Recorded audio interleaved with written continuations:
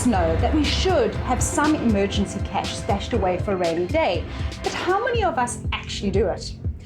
With the COVID-19 pandemic came job losses and salary cuts for many South Africans. And this in turn is shining a very bright light on how important it is to have money available for when things go wrong. The recent Old Mutual Investment and Savings Monitor found that 40% of households surveyed would barely be able to cover 1 month's expenses should the breadwinner become unemployed. While an emergency fund can be very useful in times of crisis, it is not only for situations like job losses. Think of all those unexpected day-to-day expenses like medical bills, a burst tire, or an excess payment on stolen or damaged property. Without an emergency fund, those expenses land up on our credit cards, pushing us further into debt. Well, there's no time like the present, so start with that emergency fund straight away, even before you focus on paying off any debt you may have. Ideally, you should have enough money in your emergency fund to cover your expenses for 3 to 6 months.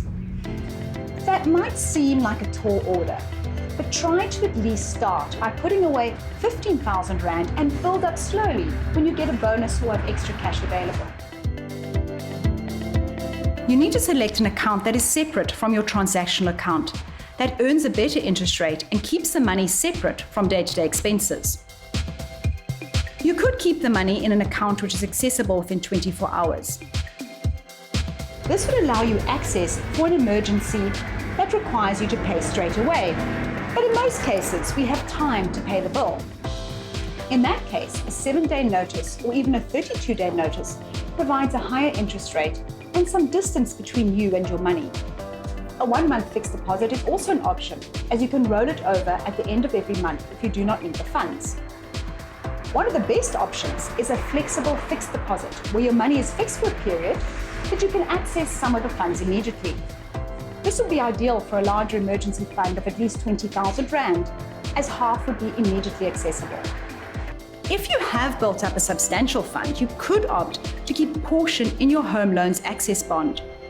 But remember to keep your monthly repayments the same, otherwise over time the amount you can access reduces. Start that emergency fund today so you are better prepared for the next crisis.